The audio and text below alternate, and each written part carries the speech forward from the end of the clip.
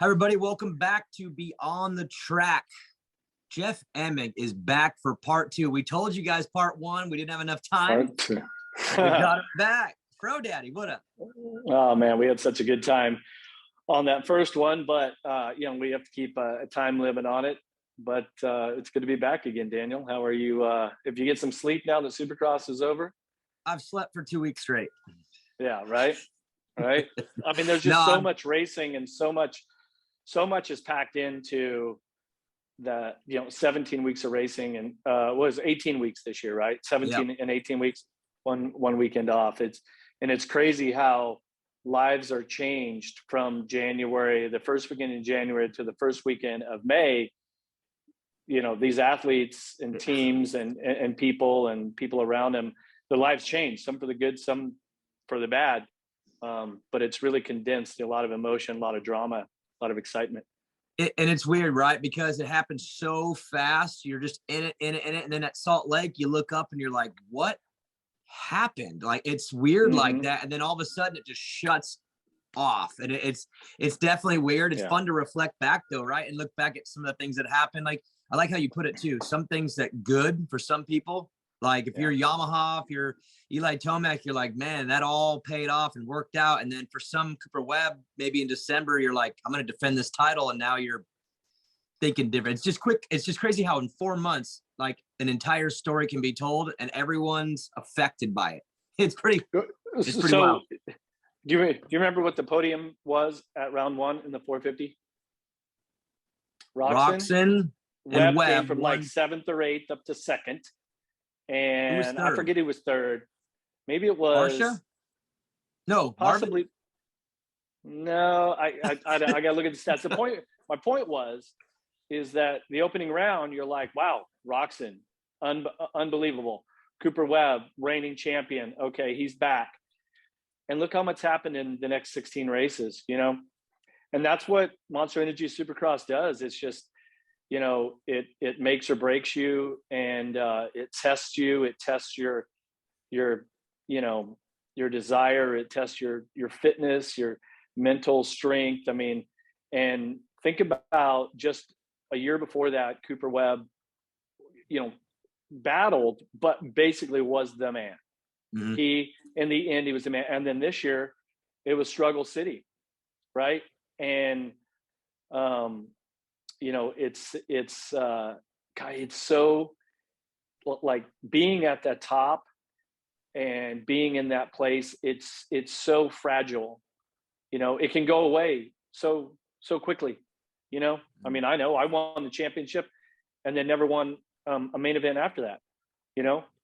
So it is a tough championship to win, and that's why it's so special. And what Eli Tomac was able to achieve this year, and with a different team, a new team, and really, making a pretty big career decision that some criticized, of course, because they always do. People always do. People on podcasts like that Main Event Moto and stuff like that, they love to criticize. Real Talk 447. We do a little criticizing, Carmichael and I. There's no doubt. But then the athletes and the teams, they go out and they put up and they make us shut up. That's the way it goes. It's crazy too, because now we're in this little pause and then it starts all up again with the Motocross Championship. It's like these guys get, like, I get a big old giant breath. They get like a day. And then back at it. I mean, hey, back in the early 90s, we raced the first rounds of motocross, of the Pro Motocross Championship during Supercross. Right. And it wasn't until probably the late 90s where, there's a clear cut, beginning and end to each championship and give you a little bit of time in there. But even what was going to be I was going to race in 2000. There was going to be no gap. It was just Vegas and then straight to Glen Helen for the first round of Pro Motocross. So, that's the business. I think now, that having at least a little bit of time off is good for these guys, mentally, and helps with the attitude and kind of lets them get, refreshed a little bit, take a break, and then get back after it, because the 12 races and 24 motos throughout the summer, they do that in 4 months, and that's a brutal schedule also. Pays off too for like Tomac, right? With that, with the injury we found out there late, to give him a little bit of time off to make sure the knee was right, rested a little bit. It's probably good, because if he would have had to go right to the first round of the outdoors, I guess there's no chance to rest it. So that little gap pays off. Where, like you said, in the past, if you went right into it, dude, if you're nagging something at the end of Supercross, you start a championship injured. That's brutal, I'd imagine. Yeah, I mean, even when you look at other pro sports, I mean, I was just looking it up the other day. Major League Baseball is 162 games, I believe, which is, it's insane. Sometimes they have to play double headers and make up games and stuff like that, but they still get a few months off before spring training starts again. And it'd be, the closest thing you could say is like if you were playing in like the NFL, and then you jumped and started playing the USFL also now, right? The new league, and just really only had a little bit of time off. I mean, that's tough, and it's tough to stay in peak physical form, and it's mentally tough to try to stay at the top. And that's why, when you see a rider that doubles up and wins a Supercross title and then a Pro Motocross title, they really did something special. And I know, I'm not trying to toot my own horn here, but I'm laying this out that for me, when I was growing up, the goal was to win the premier class in both championships in the same year. I thought that was the ultimate goal, right? And I was able to achieve that in '97. And that was, when I look back on it, the biggest mistake that I made is I didn't reset my goals. So that season, right, I won 5 races, won Supercross title, won a ton of pro motocross events, had a great season, a lot of competition from John Dowd and Albertine and a few other guys. But, just had a great summer season. And then that was kind of like, I'm like, wow, I'm at the top of the mountain. What do I do now? And so when I look at the athletes who are able to reset and go try to do that again and again and again, that's not an easy, challenge to accomplish. No, and I'm glad you brought that up, because we will get into that, especially when it comes to you, because I do want to talk about everything that goes into winning that first championship, like the transition that you make as an athlete where you think you could be a champ, but then getting it and finally getting it. And then of course, defending it, and what that whole responsibility is like, because like you said, number one, we've had nobody double up both championships in a long time. And we haven't had anybody defend a championship in a long time. I'm thinking back to Eli's 3-year run in the outdoors. Those last 2, that's the last time anyone's defended their number 1 plate. Webb didn't do it in Supercross the last however many years. Neither did Eli, neither did Jason. Osborne didn't do it. Dylan has a chance to do it now. So to not only double up Supercross and outdoor, that's been forever, but even to defend a championship has been quite some time, indoor and outdoor. So you talk about how difficult it is just to get the one. How about doing it twice? We don't see that really anymore. Yeah, and I feel like that our system right now is really moving riders through to the premier class well, and through, I would say, a majority of the sport. I feel like most riders out there are really well trained. They're well prepared. So it kind of levels the playing field as far as fitness, right? Yeah. Where you take like in Carmichael's day, he really stepped up the fitness thing and went to a whole new level where, the other guys just, whether they didn't want to or they couldn't, they just couldn't match his fitness. And so, he was able to keep winning. But right now there's a lot of parity in that side of it. Also, because there's so much competition in Monster Energy Supercross, it's like Webb, he gave everything he had in 2021, and after Salt Lake he was smoked. I mean, there was like a massive hangover to where I just I can't keep going. And I feel like that's the way it is right now. And so only pulling on my own experience, and is that in '97 when I won the Supercross title, I was like fresh and ready to keep going. I didn't feel like I had to just throw everything at it for the last race and just, that I just wasn't completely exhausted afterwards. I felt like I was just at a high level and I felt great. Okay, I'm looking forward to the Motocross Championship. But these guys, I feel like to win these premier classes, they're just exerting every ounce of desire and determination and energy and health and fitness and all of that stuff wrapped into one to win that title. It's not like when McGrath kind of pranced through 4 straight Supercross titles. You know what I mean?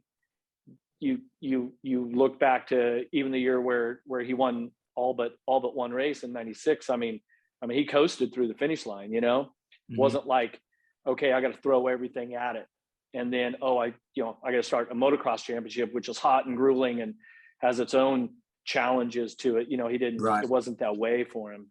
So nobody's done it easy lately. He was. I had to race against him, and he was just the greatest champion that Supercross has ever had. He was just on another level, and we were all chasing him. But right now, it's not just 1 or 2 guys. There's legitimately 5, 6, 7 guys that can go win a race. I know we had quite a few winners this year. 5 winners, maybe. I think we got to 5. Yeah, 5. 5. Yeah, and I guess we all kind of thought that Malcolm Stewart would probably knock one out. He was getting close. But there's a lot of parity in the podium, a lot of riders in the podium, and that makes it tough. That if you're a guy like Eli, you get a bad start, you start around 10th, all of a sudden you don't just ride up to, first, second, third. Maybe on a night like that, a 4th or 5th is like all you can muster. So the competition is definitely there, and I think that it's you really can attribute it to the workload that so many of the top athletes are putting out. So it's great to be a fan right now. It is. It's really cool. And like part of this conversation is, again, Eli has a chance in somewhere where he's strong outdoors is to go and win them both in 1 year. He hasn't ever done that. Like I said, I think Dungey was the last guy to maybe do that. So yeah, interesting. I want to focus on you in the early part of your career, winning the first championship, because I'm intrigued by the steps you go through. Ricky's talked about it when we're talking in private about like a Christian Craig or even a Jet Lawrence winning their first Supercross championship, or if some guy wins their first motocross championship, like when Ferrandis did or when Cincerello did. The step that you take from going from a guy who thinks I could be a champion, you got the team around you, you have the skills, but you haven't done it yet, and then getting it, like what that final push is. And I actually have a little photo I want to bring up. I don't know if you remember this one exactly. Oh, so was that at your parents' place? That was my parents' house, and that would be me on the little RM85, and that's you probably looking at my bike, wondering why it's the same as it is now in 2022. I'm like, why does his gear not match? So the story with this one is, I don't know if I think I've told it on here. I think Buddy was on here, but I was the ring bearer in Buddy's wedding, Buddy Antones. You weren't there. You weren't the Motocross I'd love to see Nations. those photos. Those are not appropriate for the show. I got to save those. Those are separate. But you weren't there because you were at the Motocross of Nations. I was personally bummed by that because I was like, oh my God, I get to hang with Jeff Emig. You weren't there. Yep. But give it a little bit of time. I don't know if this is the next year or when this was exactly, but I end up getting a call, my dad does, from Buddy. Hey, Fro wants to come and, ride a little bit before Hangtown. The Nationals are starting and he wants to come out and just ride somewhere close as like a little warm up. So you came out to my house and we took this photo. This was at my parents' house. But this is during that early part of your career when you were becoming the star. You became a multi-time champion. So my question by looking at this photo is, where were you mentally at that time before you had gotten your first championship, knowing that you could, but you hadn't done it yet? I'm just curious of like what that final push looks like to get yourself over the hump to get that first one. Yeah. So I believe Buddy and Shelly Antones's wedding was 92. I got called to ride Motocross of Nations same weekend as the wedding. So, got to do what you got to do. I did make the honeymoon though. My girlfriend and I met up with them, for a week on their honeymoon. So, made the fun part. I wasn't there. I didn't get to go to that. You weren't allowed to go on that. But that picture had to be 94. And the story behind that, you're thinking, well, if I'm a, former 135 motocross champion, factory Yamaha rider, why am I out at this kid's little track in the backyard? Well, that would have been before Hangtown. Okay. And so my routine with Steve Butler, when I rode factory Yamaha, Steve Butler was my personal mechanic, is that back then we used to race pro motocross on Sundays. So Steve would rebuild the bike and we would always take it out on a Saturday morning, someplace close, like your track. Trust me, I rode like some guys tell me they have tracks in their backyards. We're trying to find some place to ride. And it was literally like a cow path. But it didn't matter. Steve and I needed to go get the bike, shake the bike down and jet it. Like on the small bore 2-strokes, especially back in the days, jetting was so pivotal. And so we would go out, wherever we were traveling to, similar climate, air temperature, things like that. So we would get the jetting absolutely as perfect as we could get it.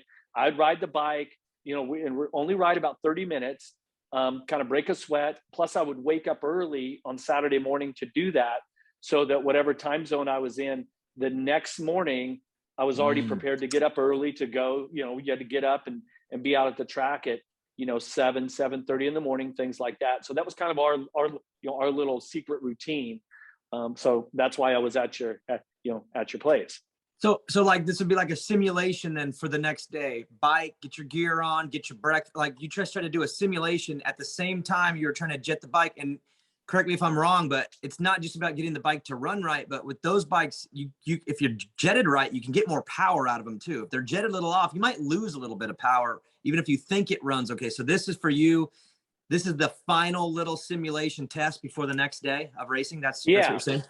Yeah, right. And so back in those days, everything was carbureted, and especially during that time period, carburation stuff was a real challenge for everybody, and especially the Yamaha 125. Those let's see, 1, 2, 3, 4 years that I rode pro motocross for factory Yamaha. But that was our routine, and we just like I said, I'd get out, we'd go ride the bike, make sure levers are all in the right spot, and everything feels good, and the suspension and sag is like it should be. So when Sunday morning rolls around, first lap of practice, I'm ready to get after it. I'm not stopping. Clutch lever needs to be raised a millimeter, or the bars are low, or whatever. We would just kind of go shake down the bike, and it was just Steve and I's time to kind of mesh together as our team within a team. That's awesome. Okay, it totally makes sense. What stands out is the attention to detail. Instead of just showing up and going racing and hoping, it sounds like you guys were just extra on everything, making, like you said, you wanted to make sure everything was perfect. Yeah, Back to the question. And Steve Butler, to his credit, he was always so much more than just a mechanic, or like the derogatory term of being a parts changer. He was a real research and development minded, a mechanic. And the struggles that we had with the Yamaha 125 during those years, where we didn't have the best, actual production bike, but yet we made the best race bike. And between our engine builder Bob Oliver, suspension guy John R, and the entire team, we really made just an incredible machine. But no way through those years I would have had the success on that bike without having somebody really development minded like Steve. Obviously, well, not obviously, but he spent years after working with me as a mechanic. Now he's head of research and development for Yamaha Motor Corporation. So it just, you kind of seen, okay, those were the early stages of it. So anyway, back to what your question was.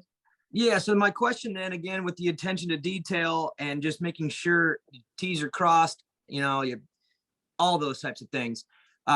Was that kind of like some of the things that you needed in that final push in the early years, just to become a champion, is to not take things for granted, that'll be okay. Oh, that'll be fine. But really just get the attention to detail right on everything. I mean, I really just want to know what it takes to get that last step and go from a guy who could be a champion to an actual champion.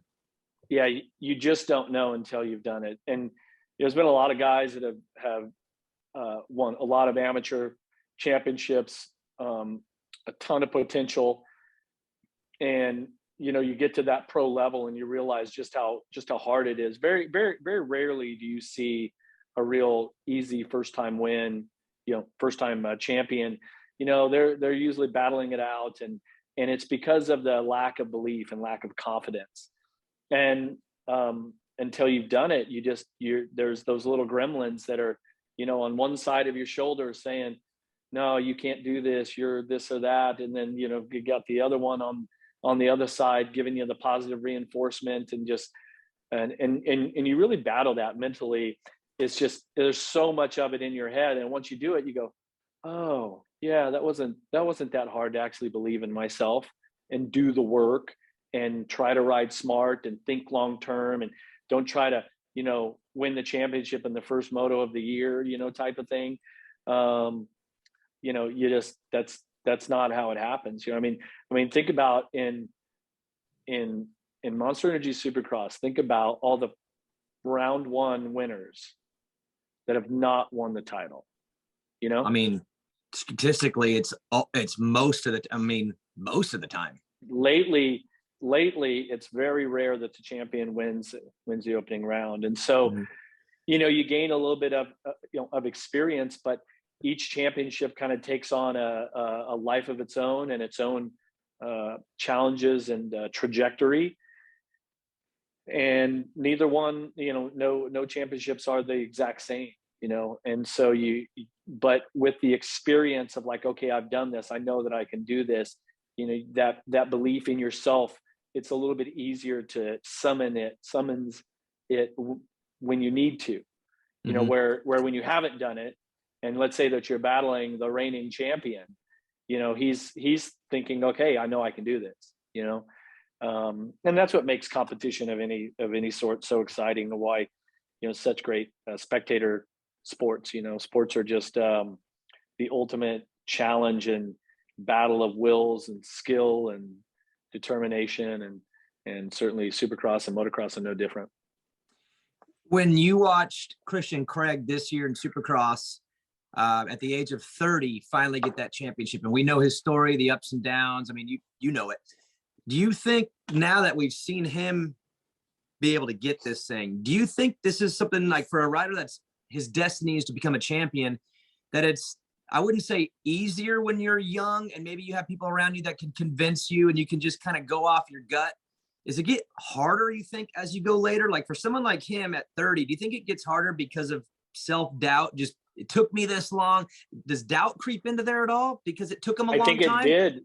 I think that was the change this year, is that this year he started off no longer doubting. Like he really was in total control of the championship all year.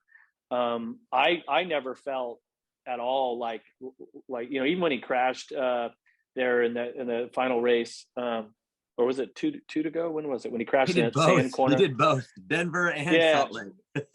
Denver, maybe it was. Even then, you're like, okay, no problem. And that maybe he transcended that youthful, lack of confidence or focus that you can have when you're younger. And he kind of transcended that, and being at age 30, and having the right people around him, and really had developed a belief in himself. And I felt like that he knew all season long that he was going to win it. Like I didn't feel like at any time did he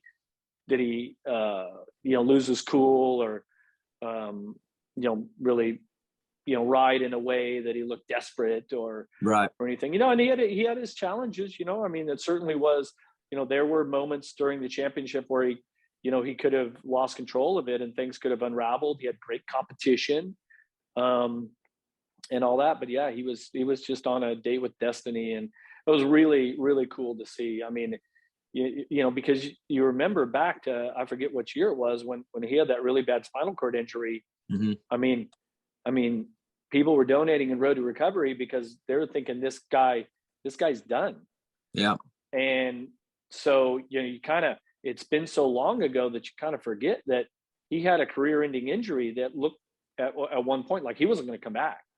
Right. And so to have success, moderate success all through his career once he came back and given the opportunity by Geico back in the days, and then to make something with it is really cool. And it's been interesting also with Christian to see him grow and become a man, start a family, the family that he and Paige have built, and the focus that he has. And, when you hear him speak on the mic, he's just, he's a mature 30-year-old man that clearly has a passion for racing motocross and in his family.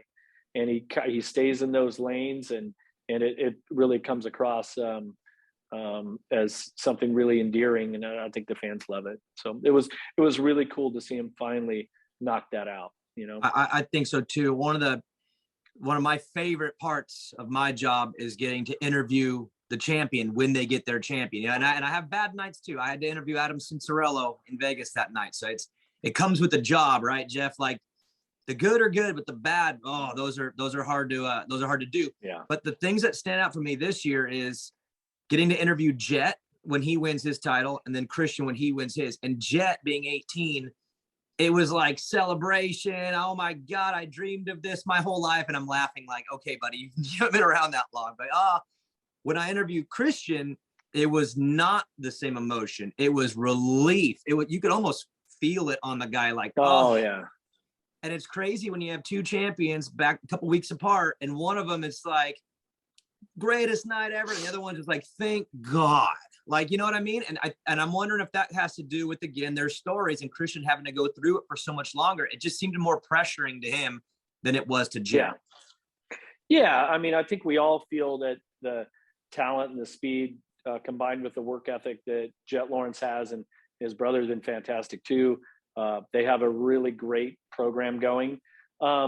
He's 18, he's like living the life. They're, Red Bull's setting up, amazing like media days, and they're just like doing all this fun stuff, and things are just, you're 18, you're like things are happening. You're just, whatever, man, I'm just going for it. And then with Christian, completely different storyline, family man, stays to himself, not out doing crazy stuff. He's being a dad, he's being a husband, and just getting his work done. And then going, man, I've been at this for a long time, and here's my opportunity. So, you got to think that Christian's, the guys that were challenging him, that they'll probably have another opportunity. And you feel like for Craig that, hey, this is it. It's really time to do this. And that's my name in the record books as a Monster Energy champion, Supercross champion. So it was interesting season all the way through, lots of drama in every one of the championships. And, I felt like, at different times it could have gone either way, so it was fun.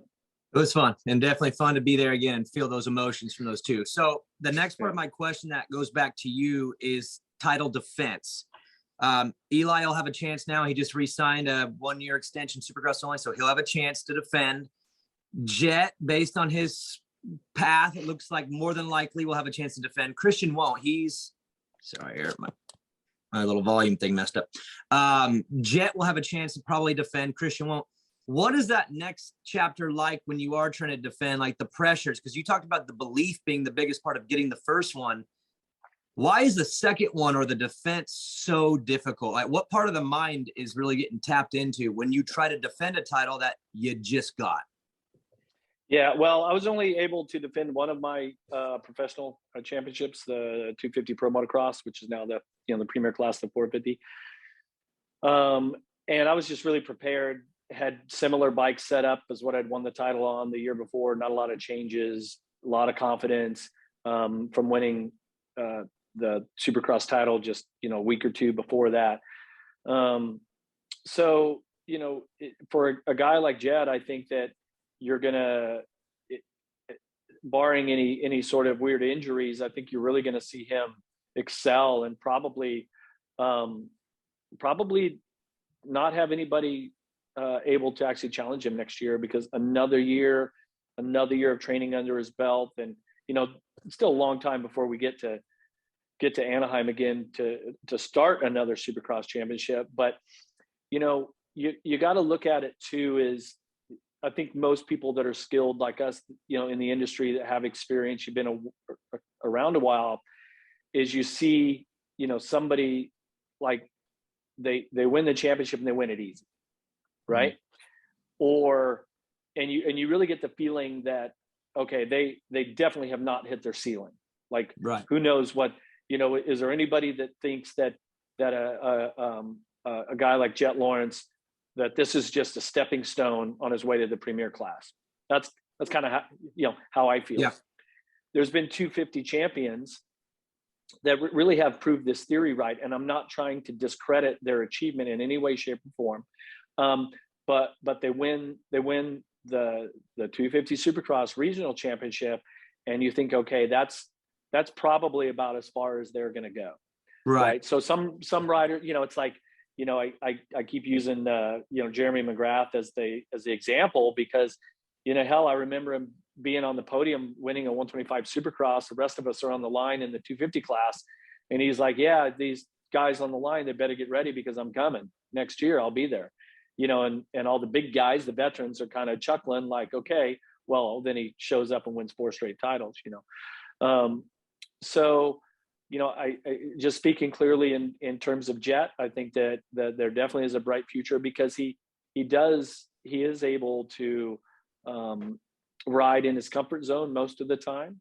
I think it's going to be interesting to see what happens with Christian Craig, because I think that he has everything that it takes to win on a big bike, but now he's going to have to start that belief system all over again, and possibly being teamed up with Eli Tomac, right? So they're going to be on the same team again next year, correct?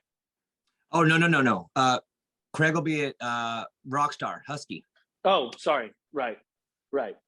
Yep. So having, yes. But he will be at Baker's, from what I understand. He'll be at Baker's facility, so he'll have that. Yeah.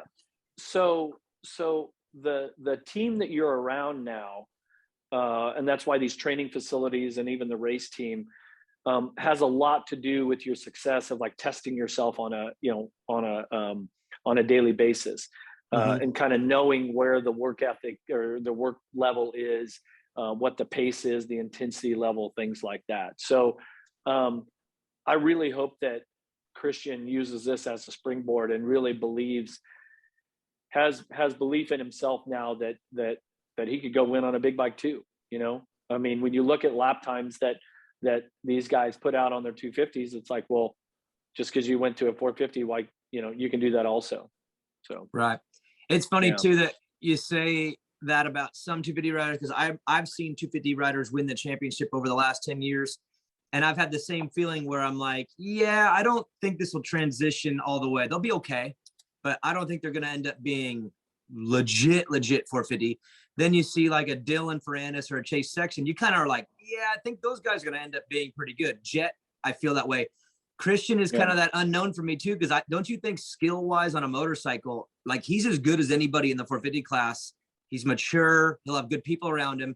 But it is that unknown on the mental side. Like, how will the mental side keep up with all the physical stuff? Because physically, doesn't he seem to you like a guy who should be good right out of the gate? Yeah, should be. Like I said, I feel like his work ethic and how he approaches things, is awesome. And he rides. He's very skilled. He's very efficient on the bike. He doesn't make a lot of mistakes. He doesn't crash a lot, things like that. And looking at what some riders have been able to do here lately, and the motivation that they've had well into their mid-30s to continue racing at a really high level, if you're Craig, you're going, okay, great. I'm going to, as long as I want to keep doing this, I can do it. I mean, you've got guys like Tom Brady, Zlatan Ibrahimovic, playing their, as far as their athletic ability, to the end of their 30s, early 40s. Right. And you look at what Marvin Musquin or Chad Reed and some of these guys that have ridden into their mid 30s. If you can stay healthy and all that, you can extend your career. And I think, the best parallel is John Dowd, right? John Dowd didn't even get his first factory ride with Yamaha until he was 29 years old. Right?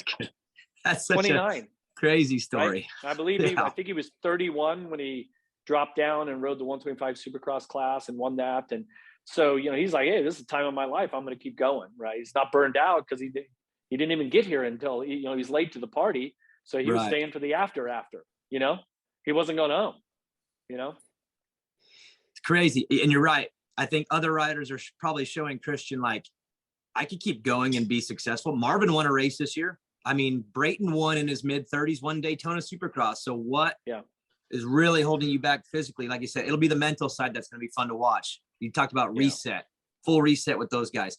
My next question for you, I want to pivot into the TV stuff. I was lucky enough to start while you were there, and we had a little bit of a relationship. It obviously has blossomed more since then. But you were really, really cool to me in the beginning. I remember some of our talks. You'd come down, we'd walk the track a little bit together. We kind of had our thing. So first off, I want to say how much I appreciate that. That made me extremely comfortable in the early days when I was kind of new to the group. I didn't know Ralph, I didn't know Jenny, but you were there to really make it good for me. That helped me. But for you, what was your start like with TV? Like, where did it come? Did you want to do that? You seeked it? Did something pop up and land on your lap? Was there anyone there in the early days that were able to kind of take you in and help you feel comfortable? Because I had that in you. I'm just curious if you had that in anybody else. Well, I mean, certainly growing up with a speech impediment and stuttering as bad as I did when I was younger, and even as a professional racer, there were some pretty embarrassing interviews and public speaking. But for some reason, it was like this thing that I was just magnetized to. And I wanted to do that. And I always admired guys like Ricky Johnson or Bob Hanner. I mean, they'd come into the room and they would just own it. They were just had incredible wit and humor to them. And they just had so much confidence. And I didn't feel like that I ever had that. And through my success in racing and being thrust into public speaking, I probably gained some confidence towards that, but I always wanted to do that job. And I remember I was getting my first tryout, if you will. The company that owned Supercross at the time was located outside of Chicago, Illinois. And so I was flying up late one night on a flight, and I had like a test day the next day. And they were like, hey, we want to come give you a little tryout. And I remember sitting in the plane, first class, by the way, and I'm looking out the window, and it kind of hits me, and I'm like, what the hell am I doing? Like, I can't do this. Like, I'm going to expose all these insecurities and weaknesses and things that I have. I'm going to expose that by doing this. And it was like, I was fearful, but yet I kept walking towards the fear, walking towards the danger, and it kind of gives me goosebumps thinking about it right now. And then having that, and I'm sure like it wasn't very good, and then I actually had my first opportunity with Supercross and when the old US Open, and it was 2006. So I'd raced Loretta's that year. I'd been riding a little bit, and they go, yeah, we're going to do this Legends race. So it was LaRocco, Damon Huffman, and myself. But then also, that was the first race. People don't remember it. That was the first race that Ralph and I did together. And Ralph had done Supercross in 2006 with Denny Stevenson next to him. Okay. So then the opportunity came about at the US Open. It was kind of like a real tryout, preseason game, if you will. But I was racing. So there were times that like at one point of the night where I'd go do my little 3-lap, exhibition race we're doing, then I'd come back up, put the headset on, and I still had my gear on. And I was like changing.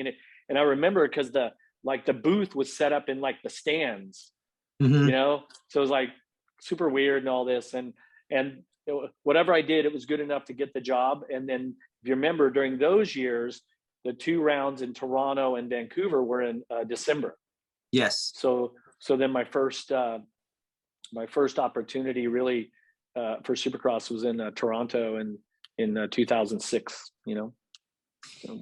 Did you have a relationship with Ralph before that at all? Like a real, I mean, maybe knew each other, but like a real one? No. And what was interesting is, I was kind of like, who's this guy Ralph? I mean, he's an outsider. Our industry doesn't do really well with outsiders. We're very endemic. We're very like snobby that way, and we have our little world, right? And Denny was doing the shows with him. Denny's like, man, this Ralph guy's pretty cool, I was like, well, I don't really know the guy. Well, Denny and I have always been close friends. And so I was always migrating my way up to the TV booth, probably grab some drinks with he and Ralph after a race at a certain time. And, kind of got to know him. It's like, oh, okay. Yeah. He's into classic rock and hair bands and likes to have good times, great attitude, things like that. So I think that we really hit it off early on. So, and that was really where it started my 12-year run as the analyst. But do you remember my real first shot with Supercross was in, I believe, what was Ricky's first year on a Honda? Was that 2002?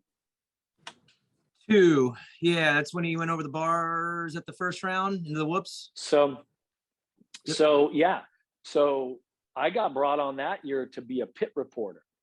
Okay. Oh, I didn't know that. Yeah, and I got to do some interesting specials, little features and stuff. I believe it was on ESPN maybe at the time, and maybe it was Todd Harris and Cameron Steele or somebody. I don't think it was Art and David at that time. I'm kind of vague on that.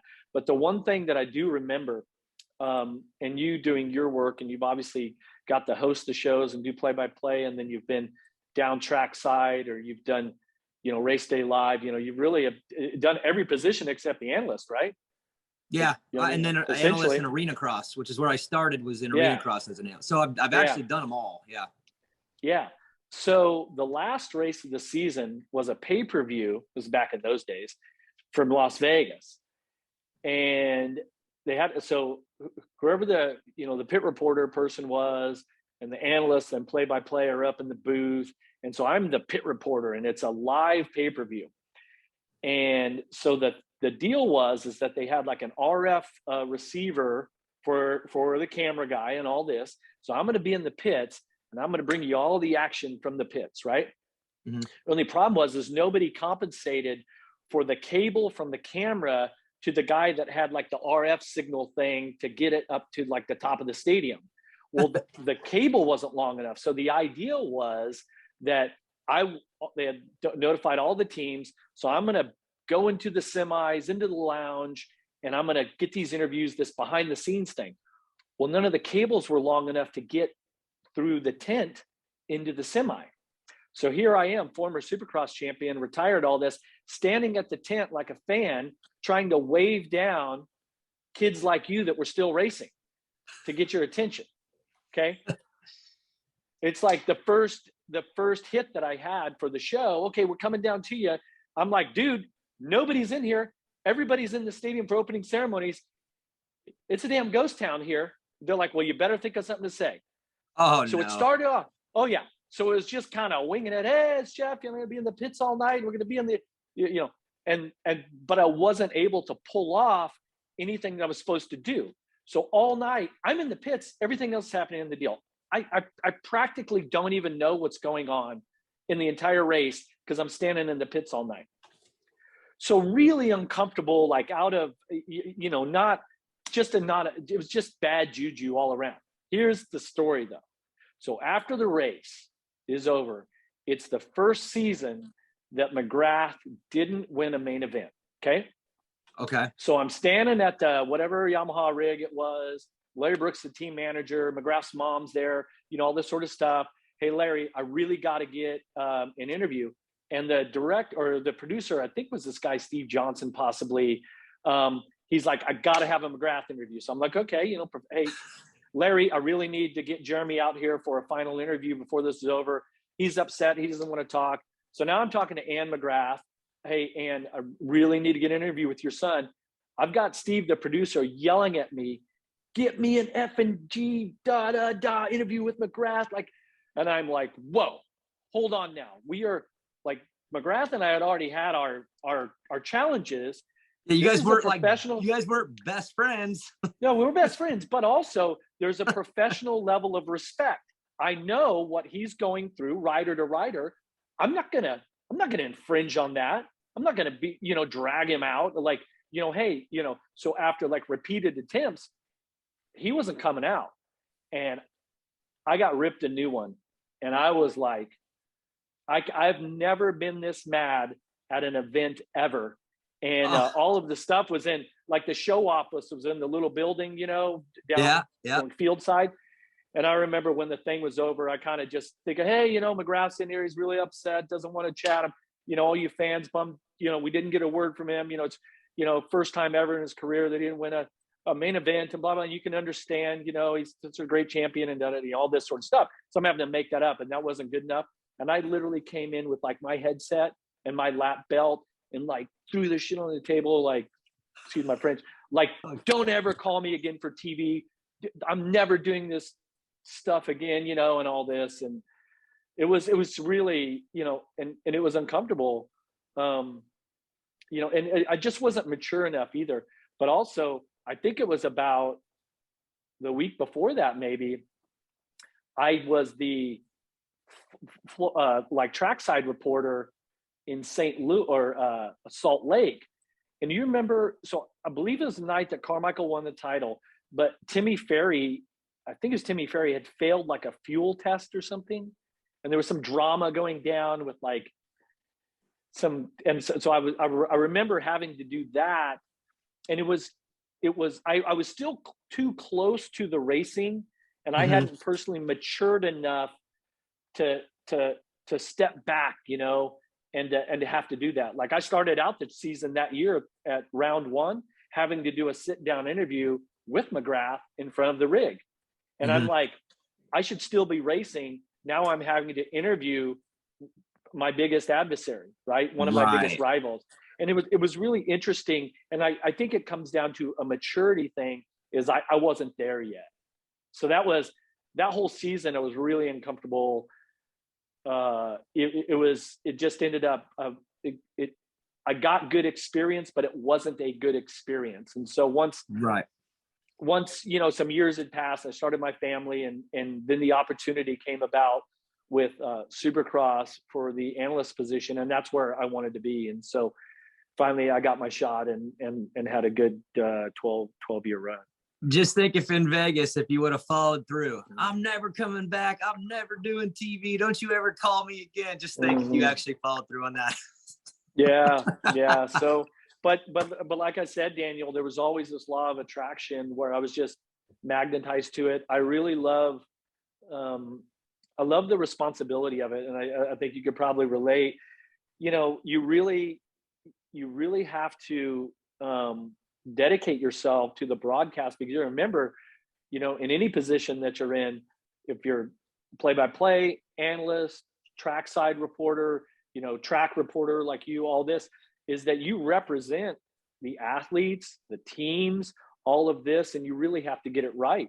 And I remember one year when Yamaha was struggling a little bit with their when they had that new engine on the 450. And at the time, the president of Yamaha was Henio Arcangeli. And he was always fantastic with Ralph and I. I mean, he's the president of Yamaha US, and would just like, hey, here's my cell phone number. If you guys need to talk, whatever. Well, he calls me and he says, look, you've been really critical of our machine. He goes, and I'm not telling you to say it's good or bad, because I just want you to realize the influence that you have, and that if you're going to do things like that, you need to make sure that you get it right. I'm like, well, do I have cause? He's like, yeah, we got problems with the bike we need to work on. But you're like, so have I been right or wrong? Yeah. But Henio's that call that I had with him, midweek kind of random phone call with the president of Yamaha US, really resonated with me, to make sure that whatever it is, realizing what the power of our voice is when we're on the broadcast, and to take it seriously. And I think that throughout my time as a broadcaster, yeah, we'd like to have some fun. And there's no doubt Ricky and I get after each other, and Ralph would, moderate everything. And we had a fantastic chemistry there in the last few years that I was on the broadcast, but also doing the work to be prepared also, so that you got to get it right. And you don't get it right every time.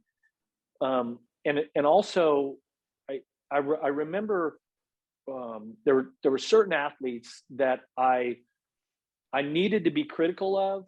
So I would craft my thoughts, and I would write down my thoughts, like literally write things out.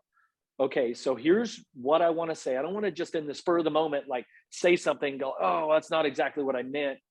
So you're like, okay, I really have to be critical, but yet fair, right? Right. Be impartial, and during those time periods, I rode for Kawasaki, I rode for Husqvarna, I've been with Fox and Shift for 26 years. And so you're trying to be impartial. You're on the broadcast, is really trying to get it as right as you can. That's a really important aspect of this, and trust me, you don't get it right all the time. You certainly aren't going to keep every rider happy, Right. David Bailey used to be so hard on me. And then once I was a broadcaster, I didn't like it, but I get it now. Right. It's funny. This all ties in because that was my final question for you on the role of the analyst. Quick story for you. This year, the Vince Freese, Christian Craig, Glendale thing, right? The big thing in the sand, the hit. Luckily for me, I was play-by-play that night. I didn't have to be the analyst. It wasn't my job to analyze. So Ricky, what do you think? No, so listen, well, the next week when we were on our conference call on Wednesday, Bondo's going around the room. What's your thoughts? And I was like, I don't have a thought on that. It's not my job to analyze that, but I'll make sure I get Ricky teed up nice, perfectly for it. And it was fun because when I've been the trackside guy, I dabble into being an analyst too a little, but that's not my main role. My main role is to fill the gaps. But I just specifically remembered that night after Glendale being so happy that I did not have to be the one to sit out there and say what I had to say. And Ricky did. But that goes back to the very end with you. When I was first starting, you were, I thought, critical of Eli Tomac, but super fair the whole time. I don't remember you saying one thing that I didn't think was fair at all, but you still get pushback. So how do you as an analyst handle being honest, knowing though that riders and families and teams are going to be mad even when you're right? Yeah. So two things here. Pete Fox, who's obviously the son of the founder of Fox Racing, dear friend of mine. At the time when we had this conversation, I believe he was the CEO of Fox Racing. And I said, hey, are you ever, are you ever critical of what I say about our riders on the broadcast, and he's an absolute, just the biggest fan of the sport ever. Like look at his Instagram. He reposts laps and stuff like all the time. He says no. He says no. I love following him too, because he's critical. Like, don't you notice in his Instagram post too, he throws it out there what he thinks about things. I love his Instagram. Yeah. He's like, when you are doing the broadcast, you wear that hat. You come to sales meeting, you wear the shift hat, the Fox shirt, whatever. But when you're doing Supercross, I want you to do that in its purest form. He goes, we're gonna be fine. Our athletes are gonna be fine. What's important is that you call the race, as pure and as clear and concise as you can, right? But getting back to the athlete thing, Bailey was so critical of me back in the days. And David calls a race differently than I do. Naturally, we're two different personalities, but I get it. McGrath had won a ton of races. And it was like, Jeremy can do, he's the greatest thing ever, but the rest of us suck. And it's like, well, so what experience I brought is that if the rest of us who were second, third, fourth, fifth, whoever else it was, Albie, Larocco, Larry Ward, whoever else it was, if we suck, then really did Jeremy do anything great? He just beat a bunch of guys that suck. So that's one a good thing flip. that I bought. So what? And I know that I'm taking that kind of to the extreme, and I know David didn't. That's how it felt. Right. And I'm sure if you watch the races, that's not how he called it. but the like immature side of the rider, that's how you feel. Right. So anyway, David and I are great, man. He's been such a mentor to me also. Just fantastic. But that was kind of my experience. But I will say, you know, I kind of had my run-ins with Eli where I was really close with Eli when he was just a little guy. He was good friends with Brett Downey when Brett lost his life out here, and really had a connection with Eli and his family because of that. Or his Brett's family and Eli's family are super close, and I was kind of mixed up in that a little bit, and always had a great relationship with Eli. But I really felt that it turned, and I think it's turned since then, is that I was critical of him in some of those years when he was winning a ton of races, but he wasn't winning the title. And it really got sour. I think it was the year that he crashed with the lead at Anaheim. And I was critical of him pulling off and not finishing the race. And then even the next week, I feel like I reached out to him and I said, hey, you know, Eli, you know, really would love to get on a call with you. I feel like I jumped to some conclusions on the broadcast. I'd like to clear that up with you. Really didn't follow up with me. We just kind of went on. And I just did my job and he did his job. And, you know, and then also I know that he was upset with one of the race calls that I had. I believe it was St. Louis. He goes out and literally whoops everybody's ass for like 35 seconds. I think it was the same year, or maybe a couple different years, whatever. But, and I'm like, this guy, when there's no pressure, he can totally dominate the race. It seems like that the pressure thing gets to him. Okay. As an analyst, that's what I have to say. Right. That's what you felt. That's what you saw. Call it. If you don't have to like it, I do my job, you do your job, and we all keep going. And I know he really didn't like that comment, but I felt it was fitting, you know. And I believe it was the same year where we went to Seattle. It was that crazy mud race where the dirt was just the weirdest dirt ever. Like, riders are like, we have never ridden anything like this in our lives. He goes out and dominates the main event, you know. And at that point, I really didn't have any relationship with Eli anymore. And I messaged him the next day. I said, Eli, I am thoroughly impressed. That was one of the greatest rides I've ever seen. I'm really, you know, I just want to, you know, commend you on that. It was just awesome. And then I never heard back from him, you know. So, you know, it just is what it is. And one of my, I've been broadcasting for a couple of years.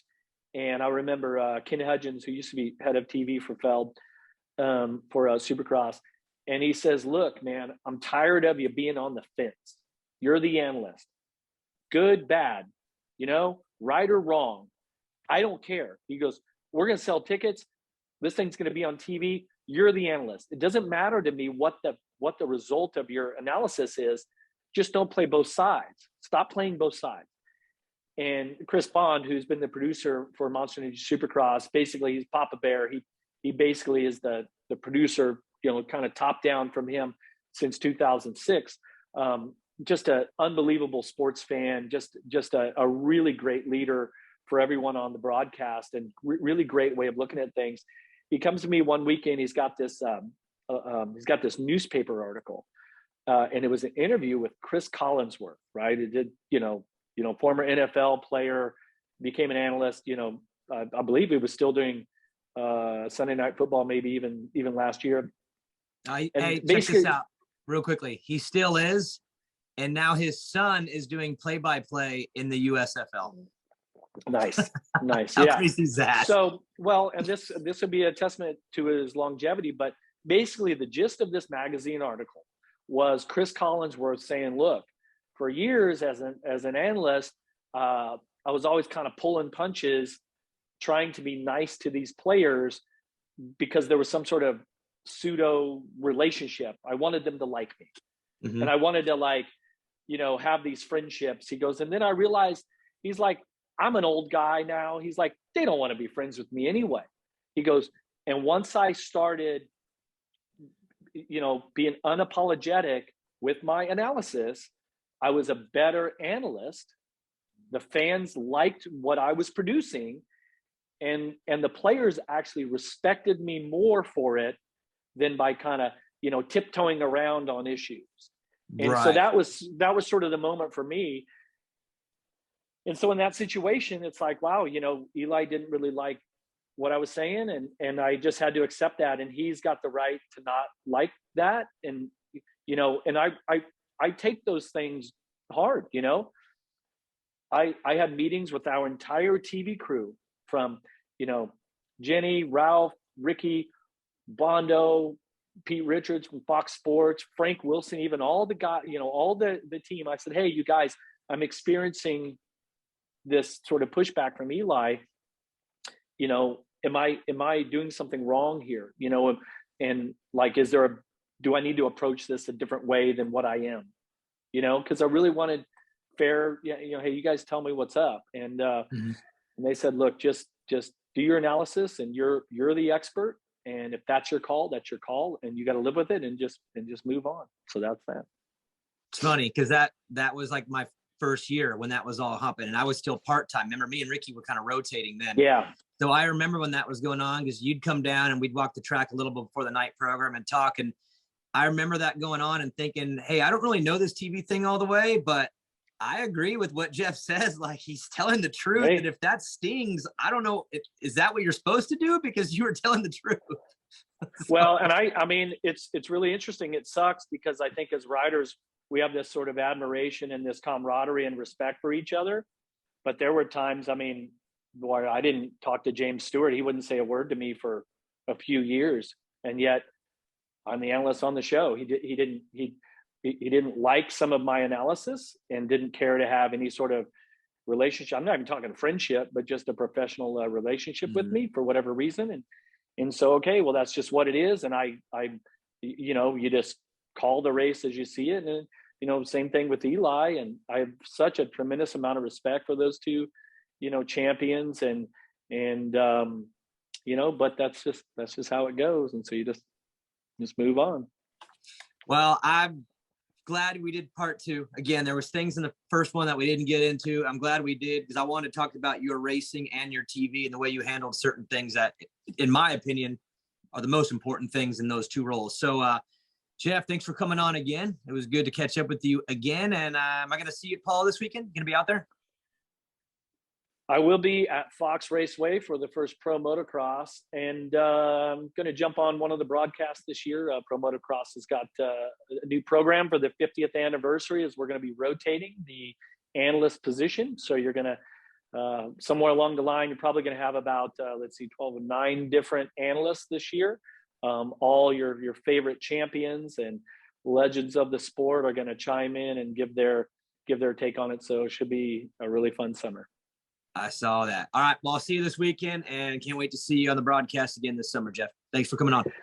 Yeah. Thanks, everybody. Thanks for tuning in and listening to us chew the fat on these subjects about Supercross and Motocross. So see you guys.